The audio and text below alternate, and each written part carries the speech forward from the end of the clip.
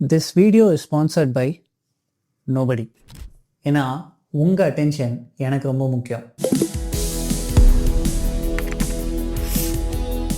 நம்ம சில பேரை பார்த்துருப்போம், இன்ஸ்டாகிராமில் இருப்பாங்க ஆனால் ஃபோட்டோ எதுவுமே போட மாட்டாங்க. ஃபேஸ்புக்கில் அக்கௌண்ட் இருக்கும் ஆனால் போஸ்ட் எதுவுமே பண்ண மாட்டாங்க.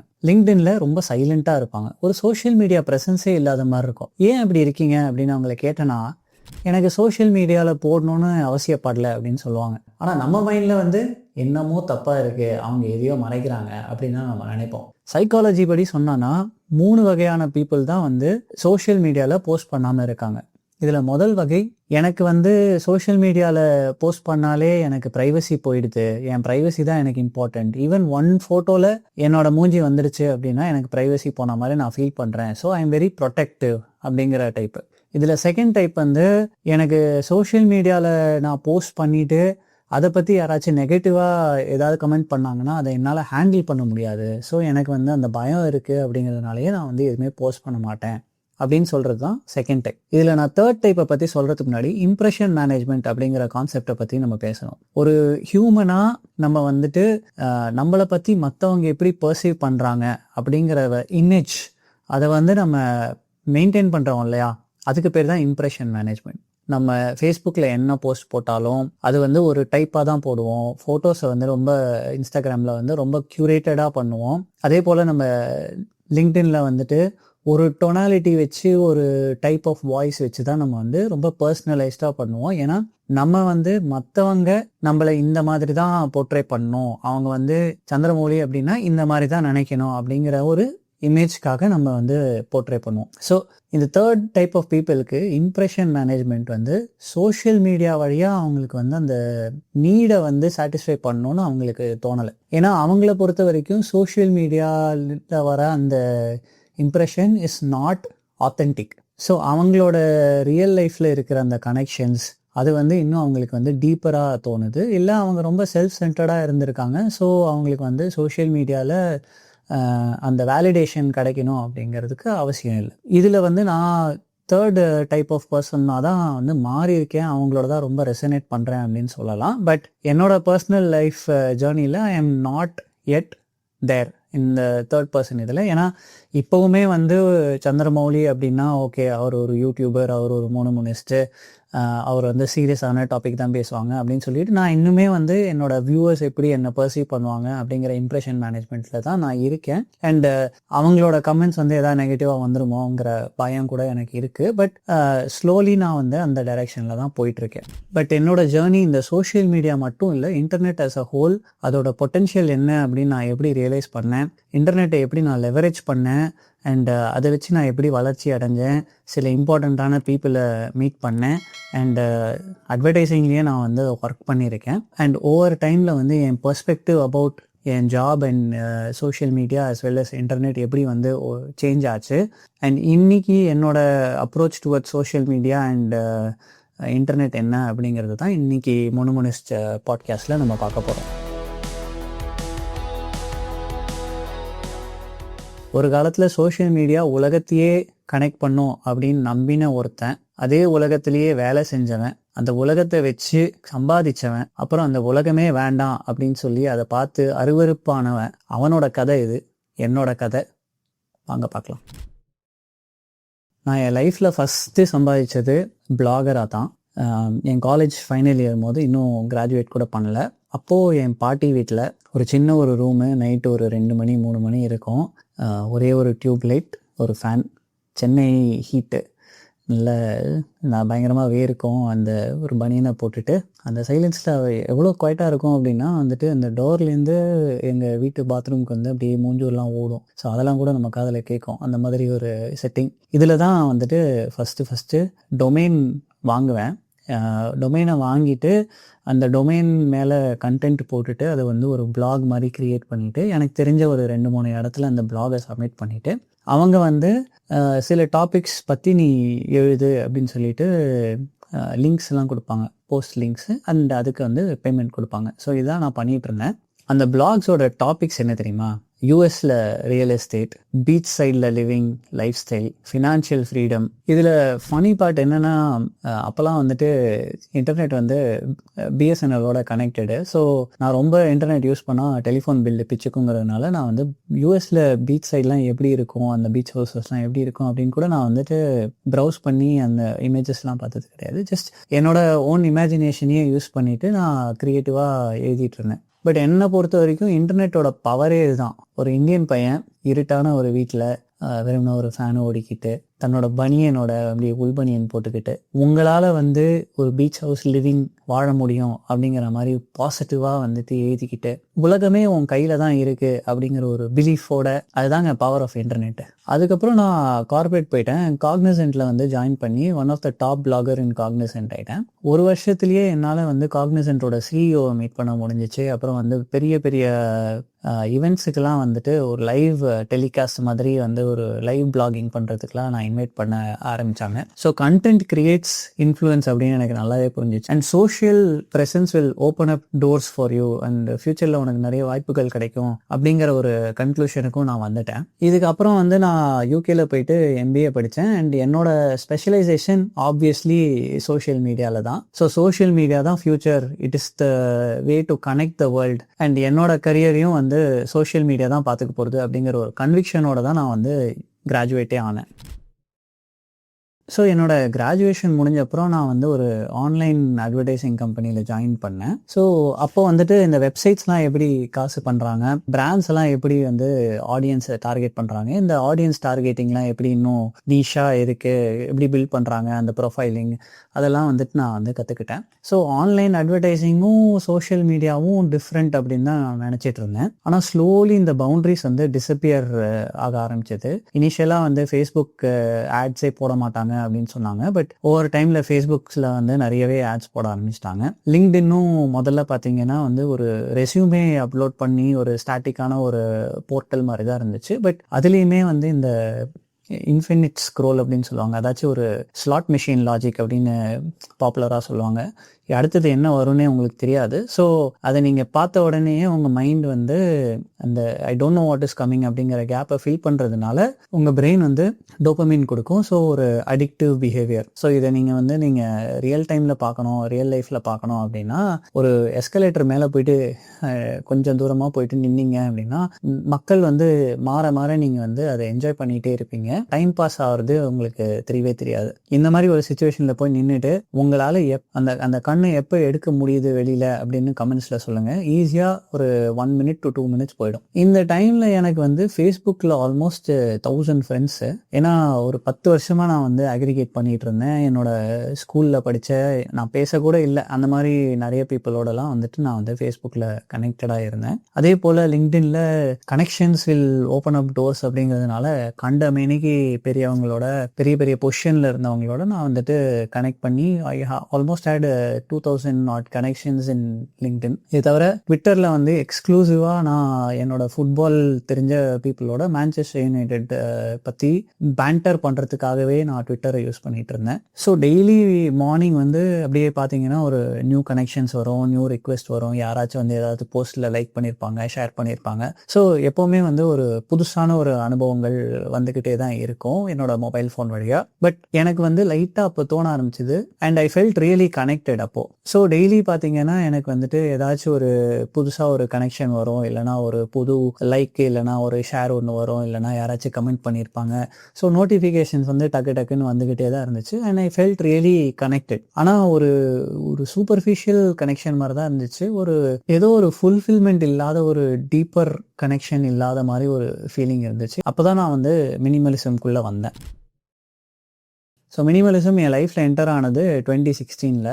ஸோ என்னோட முதல்ல வந்து திங்ஸ் தான் ரிமூவ் பண்ண ஆரம்பித்தேன். என்னோட க்ளோத்ஸ் எல்லாம் ரிமூவ் பண்ணிட்டேன். என்னோட தேவையில்லாத பொருட்கள் அதெல்லாம் ரிமூவ் பண்ண அப்புறமா நெக்ஸ்ட் ஒரு டேஞ்சரஸான கொஸ்டின் வந்துச்சு, என்னோட ஆன்லைன் கனெக்ஷன்ஸ் என்ன பண்ணலாம் அப்படின்னு. ஸோ ஃபேஸ்புக்கில் வந்துட்டு நான் ஆல்மோஸ்ட் 1800 கனெக்ஷன்ஸ் வச்சுருந்தேன். அதை வந்து 150 குறைச்சேன். எல்லாமே வந்து ரிலேட்டிவ்ஸ் அண்டு ரொம்ப க்ளோஸான சில ஃப்ரெண்ட்ஸ் மட்டும்தான். அதோட இம்பேக்ட் ஒன்றுமே கிடையாது. யாருமே வந்துட்டு நீ ஏன்டா கட் பண்ண அப்படின்னு கேட்கல.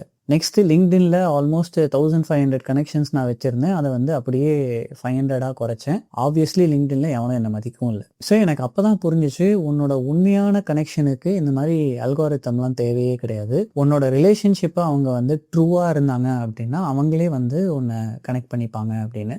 ஸோ இன்னைக்கு எனக்கு மொத்தமாக ஒரு 4 ஃப்ரெண்ட்ஸ் இருந்தாலும் பட் அவங்களோட நான் ஸ்பெண்ட் பண்ணுற டைம் எனக்கு இன்னுமே என்ரிச்சிங்காகவும் எனக்கு ரொம்ப முழுமையாகவும் இருக்குன்னு தான் நான் சொல்லணும். இதுக்கப்புறம் தான் எனக்கு அந்த மொமெண்ட் வந்துச்சு. ஷாமி அப்படின்னு ஒரு கம்பெனியோட ஈவெண்ட்டுக்கு நான் வந்து போயிருந்தேன். இது வந்து இந்த கம்பெனி வந்து அந்த எம்ஐ மொபைல் அப்படின்னு நீங்களே கேள்விப்பட்டிருப்பீங்க. கொஞ்சம் அஃபோர்டபுளான மொபைல்லாம் அவங்க ரீட்டெயில் பண்ணுவாங்க. ஸோ அந்த கம்பெனி வந்து ஒரு பெரிய ஸ்டேஜு, பெரிய ஆடியன்ஸு, பெரிய ஈவெண்ட்டு, பெரிய பெரிய நம்பர்ஸ்லாம் சொன்னாங்க. ஆனால் ஒரு நம்பர் வந்து என்னோடய மைண்டில் வந்து அப்படியே போய் ஒட்டிக்கிச்சு. The 754 million users can be reached out and targeted by brands right from their waking moment, even before they get out of bed அப்படின்னு சொன்னார். அதாவது நீங்கள் எந்திரிச்சு கண்ணை முழிச்சு இன்னும் காஃபி கூட குடிக்கல, உங்களோட டே எப்படி போகுது, உங்களோட தாட்ஸை வந்து நீங்கள் இன்னும் ஃபார்ம் கூட பண்ணல, அதுக்குள்ளே உங்களோட அட்டென்ஷனை தூக்கி நான் வந்து பிராண்டுக்கிட்ட விற்றுருவேன் அப்படின்னு சொல்கிறாங்க. ஏன்பா நீ அட்வர்டைஸிங்கில் தானே இருக்க, இது வந்து உனக்கு முன்னாடியே தெரியாதா அப்படின்னா எனக்கு முன்னாடியே தெரியும். பட் அந்த டைமில் வந்துட்டு நான் என்னோடய பிலீஃப்ஸ் எல்லாத்தையும் குவெஸ்டின் பண்ணிகிட்டு இருந்தேன். என்னோடய ஆஃபீஸோட எனக்கு கொஞ்சம் கொஞ்சமாக டிஸ்கனெக்ட் ஆகிட்டு இருந்துச்சு. அண்ட் நான் என்னோடய லைஃபோட பர்பஸ் என்ன அப்படின்னு யோசிச்சுட்டு இருந்தேன். இந்த காலகட்டத்தில் இந்த ஸ்டேட்மெண்ட் வந்து எனக்கு ரொம்ப அப்படியே ஒரு உண்மையாக சொல்லணும்னா எனக்கு லைட்டாக வாந்தி வர மாதிரி ஆயிடுச்சு. ஏன்னா இதுக்கு முன்னாடி நான் வந்துட்டு அட்வர்டைஸிங் அப்படிங்கிறது ஒரு டிமாண்ட் அண்ட் சப்ளையை வந்து கனெக்ட் பண்ணுற ஒரு மெஷின் அப்படின்னு நினச்சிட்டு இருந்தேன். அதாச்சும் இந்த பக்கம் ஒரு ப்ராடக்ட் இருக்குது, அந்த பக்கம் அந்த ப்ராடக்ட்டுக்கு ஏற்ற ஒரு பர்சனை வந்து நீ ஐடென்டிஃபை பண்ணி அந்த ப்ராடக்ட் வந்து அவங்கக்கிட்ட விற்கிற. ஸோ டிமாண்ட் இருக்குது, டிமாண்ட் வந்து சப்ளை. பட் இந்த நியூ அல்காரிதமில் என்ன சேஞ்ச் அப்படின்னா, நீங்கள் தான் ப்ராடக்ட், நீங்கள் தான் டிமாண்ட். ஸோ உங்களோட பர்சனாலிட்டியை வந்து அவங்க டிஃபைன் பண்ணுவாங்க. உங்களோட இன்ட்ரெஸ்ட் என்ன, உங்களோட பிஹேவியர் என்ன, உங்களுக்கு என்ன பிடிக்கும், காரு பிடிக்குமா, பைக்கு பிடிக்குமா, காஃபி பிடிக்குமா, டீ பிடிக்குமா, இல்லைனா வந்துட்டு நீங்கள் என்ன இன்கம் லெவலில் இருக்கீங்க, உங்களோட ரேஸ் என்ன, உங்களோட ஃபேமிலியில் எவ்வளோ பேர், எல்லா விஷயமும் வச்சு அவங்க வந்து உங்களோட பர்சனாவை பில்ட் பண்ணிவிட்டு இந்த பர்சன் காலையில் எந்திரிச்ச உடனே எதுக்கு ரியாக்ட் பண்ணுவார் அப்படின்னு கண்டுபிடிச்சி அதுக்கு உங்களுக்கு வந்து ஒரு பிராண்டோட கனெக்ட் பண்ணி விட்டுறாங்க. ஸோ நீங்கள் தான் இந்த விஷயத்தில் நீங்கள் தான் வந்து ப்ராடக்ட். இப்போது இது வந்து அட்வர்டைஸிங்கில் மட்டும் நடக்குதா அப்படின்னு பார்த்தாங்கன்னா அதுவும் கிடையாது. ஏன்னா வந்துட்டு நீங்கள் ஒரு ஓடிடியில் வந்து ஒரு ஷோ பார்க்குறீங்க அப்படின்னா அந்த ஷோவோட சிமிலர் டைப் ஆஃப் ஷோஸை தான் வந்து அவங்க அசோசியேட் பண்ணி காட்டுறாங்க. முன்னாடிலாம் எப்படின்னா ஒருத்தர் வந்து ஒரு கண்டென்ட்டை பார்க்குறாங்க அப்படின்னா அதுக்கு சிமிலர் கண்டென்ட்டும் காட்டுவாங்க, டிஃப்ரெண்ட்டான கண்டென்ட்டும் காட்டுவாங்க. இப்போ வந்து சிமிலர் கண்டென்ட்டை மட்டும் தான் காட்டுறாங்க. ஏன்னா அப்போ தான் நீங்கள் வந்து இன்னும் அட்டென்ஷனோட அதை வந்து கண்டினியூ பண்ணி பார்ப்பீங்க.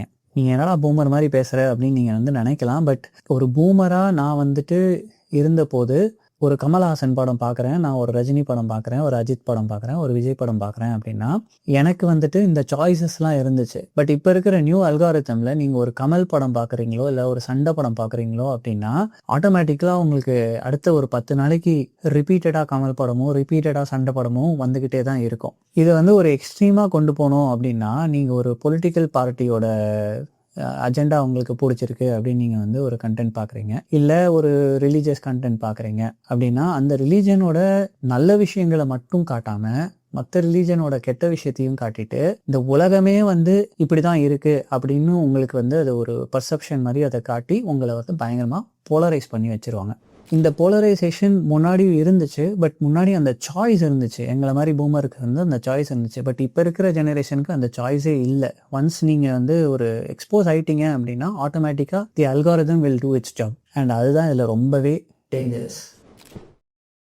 இந்த ரியலைசேஷன்லாம் தவிர நான் இன்னும் ஒரு கசப்பான ஒரு உண்மையை உணர்ந்தேன். இவ்வளோ வருஷங்களாக நான் வந்துட்டு க்ரியேட் பண்ணவே இல்லை. நான் வெறும்னா என்னோடய லைஃப்பை எப்படி போகணும் அப்படிங்கிறத வந்து க்யூரேட் பண்ணிகிட்டு தான் இருந்தேன். போஸ்ட், ஃபோட்டோஸ், கமெண்ட்ஸ், ஒப்பீனியன்ஸ், இது எல்லாமே வந்து ஒரே ஒரு ரீசனுக்காக தான், சர்ச்சிங் ஃபார் தட் வேலிடேஷன். இந்த ப்ராசஸில் நான் வந்து இழந்தது என்ன அப்படின்னா என்னோட ஐடென்டிட்டியை நான் வந்து மறந்துட்டேன். நான் ஒரு கிரியேட்டர், எனக்கு வந்து ரைட்டிங் ரொம்ப பிடிக்கும். பட் இந்த க்யூரேஷன் அண்ட் ஐடென்டிட்டி கிரியேஷன் அப்படிங்கிற ப்ராசஸ் அண்ட் இந்த சோஷியல் மீடியாவோட அந்த சுழற்சியிலேயே நான் வந்துட்டு I lost that identity. Initially I started as a creator, ஆனால் ஓவர் டைமில் I became a consumer. And இதுதான் என்னோட லைஃப்பில் பிக்கெஸ்ட் பிட்ஃபால்னே நான் சொல்லலாம். ஏன்னா எனக்கு ஒரு பிலீஃப் இருக்குது, there are only 2 kinds of people in this world. ஒன்று கிரியேட்டர், இன்னொன்று வந்து கன்சியூமர். இப்போது காசு எங்கே இருக்குது அப்படின்னு பார்த்தோன்னா கிரியேட்டர் சைடில், சக்ஸஸ் எங்கே இருக்குது அப்படின்னு பார்த்தா கிரியேட்டர் சைடில், க்ரோத் எங்கே இருக்குது அப்படின்னு பார்த்தா கிரியேட்டர் சைடில், ஃப்ரீடம் எங்கே இருக்குது அப்படின்னு பார்த்தீங்கன்னா அதுவும் கிரியேட்டர் சைடில் தான் இருக்குது. யோசிச்சு பார்த்தா நம்ம லைஃப்பில் 24 மணி நேரம் தான் ஒரு நாளில் இருக்குது. இதில் தூக்கத்தை நீங்கள் விட்டீங்கன்னா 16 மணி நேரம் தான் நம்மக்கிட்ட இருக்குது. இந்த நேரம் முழுக்க நம்ம கன்சியூம் பண்ணிக்கிட்டே தான் இருந்தோம் அப்படின்னா நம்மளோட லைஃப்பை வேறு யாராவது ஒருத்தர் டிசைன் பண்ணிடுவாங்க. ஆனால் இதே நேரம் நீங்கள் வந்து எதையாச்சும் க்ரியேட் பண்ண ஆரம்பிங்க, உங்கள் லைஃப்பை டிசைன் பண்ண ஆரம்பிங்க. என்ன மாதிரி நீங்கள் வந்து பாட்காஸ்டர் ஆகணும், இல்லைனா வந்துட்டு ஒரு யூடியூபர் ஆகணும் அப்படின்னு க்ரியேட்டிவ்னா உடனே வந்து அதை பண்ண சொல்லலை. பட் நான் சொல்கிறது என்னென்னா ரொம்ப simple. Create your life, create your habits, create your own discipline. It will create your future. Life and black சேனலுமே ஒரு venture back into creative side தான் எனக்கு அப்படின்னு நான் சொல்லணும். பட் இந்த சேனல் வந்து வியூஸ்க்காக மட்டும் இல்லை. அஃப்கோர்ஸ் எனக்கும் வியூஸ் வேணும், என்னோடய வீடியோஸ்லாம் வைரலாக போகணும், நிறைய பேர் பார்க்கணும் அப்படின்னு ஆசை தான். பட் அல்காரிதம்க்கு பிடிக்குமே அப்படின்னு சொல்லிட்டு என்டர்டெயின்மெண்ட் கண்டென்ட்டோ இல்லைனா வந்துட்டு ஒரு கான்ட்ரவர்ஷியலான நியூஸை பற்றி பேசுகிற சேனல்லாம் நான் வந்துட்டு இதை பொசிஷன் பண்ணல. என்னை பொறுத்த வரைக்கும் life and blog channel is a reminder. ஏன்னா நீங்கள் எந்திரிச்ச உடனே ஒரு ஆயிரக்கணக்கான மெசேஜஸ் நீங்கள் பார்க்குறீங்க. எக்ஸ்பர்ட்ஸ் என்ன சொல்கிறாங்க அப்படின்னா ஒரு ஆள் ஆல்மோஸ்ட் 5000 ads பர் டே பார்க்குறாரு அப்படின்னு. அண்ட் அதில் என்ன சொல்கிறாங்க, இதில் வாங்க, இதை வாங்க, அதை வாங்க, இல்லைனா இங்கே இந்த டெஸ்டினேஷனுக்கு நீ போ, இல்லைனா வந்துட்டு ஒரு ஹை அண்ட் ரெஸ்டாரண்ட்டில் போய் ஷாம்பியன் குடித்தாதான் நீ வந்துட்டு சக்ஸஸ்ஃபுல், இல்லைனா ஒரு கோட்டு சூட்டு போட்டால் தான் நீ வந்து பெரிய ஆள் அப்படிங்கிற மாதிரி உங்களுக்கு ஒரு உங்களோட அட்டென்ஷனை கிராப் பண்ணுற மாதிரி அவங்க வந்து அட்வர்டைஸ்மெண்ட்ஸ் பண்ணிகிட்டு இருக்காங்க. அண்ட் உங்கள் அட்டென்ஷனை எடுத்து தான் அவங்க வந்துட்டு காசாக வந்து விற்றுட்ருக்காங்க. அண்ட் அதே அட்டென்ஷனை பேஸ் பண்ணி தான் எப்படி பிராண்ட்ஸ் வந்து அவங்களோட அஜெண்டாவை புஷ் பண்ணுறது அப்படிங்கிறது தான் இன்றைய எக்கானமி அண்டு இதுதான் வந்து ஓடிட்டுருக்கு. ஸோ இந்த உலகத்தில் என்னை பொறுத்த வரைக்கும் மினிமலிசம் ஒரு லக்ஸரி இல்லை, நான் ஒரு மினிமலிஸ்ட் அப்படின்னு ஒரு ஐடென்டிட்டிக்காக நான் சொல்லிக்கிறேன் அப்படிங்கிறத விட மினிமலிசம் ஒரு எசென்ஷியலான ரொம்ப அத்தியாவசியமான ஒரு சர்வைவல் ஸ்கில். நம்ம ஜெனரேஷனுக்கு மட்டும் இல்லை, நம்மளோட யங்கர் ஜெனரேஷனுக்கும். ஏன்னா அவங்களுக்கு நான் முன்னாடி சொன்ன மாதிரி அந்த 3rd டைப் ஆஃப் பர்சன், அதாச்சும் நம்மளோட ஐடென்டிட்டி வந்துட்டு சோஷியல் மீடியா வழியாக நமக்கு கிடைக்கணும் அப்படின்னு அவசியம் இல்லாத டீப் ரூட்டட் கனெக்ஷன்ஸ் வழியாக, உண்மையான ரிலேஷன்ஷிப்ஸ் வழியாக கிடைக்கிற பீப்புள் அவங்கள வந்து அவங்க ரொம்ப பார்த்ததே கிடையாது. அண்ட் அந்த லைஃப்பை வந்து அவங்க லீடும் பண்ணது கிடையாது. ஸோ அந்த லைஃப்பை நம்ம தான் அவங்களுக்கு வந்து எடுத்து காட்டணும். அண்ட் இந்த அட்டென்ஷன் டைவர்ட்டட் எக்கானமியில் நம்ம இருக்கோம் அப்படின்னா நம்மளோட க்ரோத்துக்கும் நம்மளோட வளர்ச்சிக்கும் நம்மளோட கோல்ஸுக்கும் ஒரு நல்ல ஆப்பர்ச்சுனிட்டியே இருக்குது. உங்கள் லைஃப்பை நீங்கள் அப்லிஃப்ட் பண்ணணுன்னா நீங்கள் செய்ய வேண்டியது ஒரே ஒரு விஷயம், உங்கள் டைமை இன்னும் ப்ராப்பராக ஹேண்டில் பண்ணுங்கள். ஏன்னா இந்த காலத்தில் ஃபோக்கஸ் அப்படிங்கிறது ஒரு ஸ்கில் கிடையாது, அது வந்து ஒரு வெப்பன் மாதிரி. It is becoming rare to have and maintain. நம்ம ஜெனரேஷனுக்கு வேணால் டீப் ஒர்க் பண்ணுறது ஒரு ப்ரொடக்டிவிட்டி ஹேக்காக இருக்கலாம். பட் நெக்ஸ்ட்டு ஜெனரேஷனுக்கு இது ஒரு ஐடென்டிட்டியாகவே ஆயிரும், அவ்வளோ ரேர் ஆயிரும். ஸோ என் சேனலோட பர்பஸ் இதுதான். ஒரு சில பேரை இன்ஃப்ளூயன்ஸ் பண்ண முடியுமா, to think deeper, to work deeper, to live better.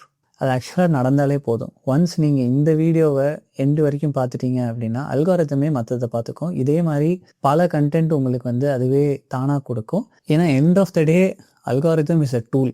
அதை வந்து நீங்கள் எப்படி பாசிட்டிவாக யூஸ் பண்ணுறீங்க அப்படிங்கிறது தான் உங்கள் சாமர்த்தியம் இருக்குது. ஸோ ஃபைனல் க்ளோசிங் ஆஃப்க்கு நான் ஒரே ஒரு விஷயம் சொல்கிறேன். ஒரு மீனிங்ஃபுல் லைஃப்க்கு ஆடியன்ஸ் தேவையில்லை, 1000 லைக்ஸ் தேவையில்லை, 100 கமெண்ட்டு தேவையே இல்லை, வேலிடேஷன் தேவையே இல்லை. ஒரு மீனிங்ஃபுல் லைஃப் நீங்கள் வாழ்ந்தால் தான் செய்ய முடியும். சும்மாலாம் டிஸ்பிளே பண்ண தேவையில்லை.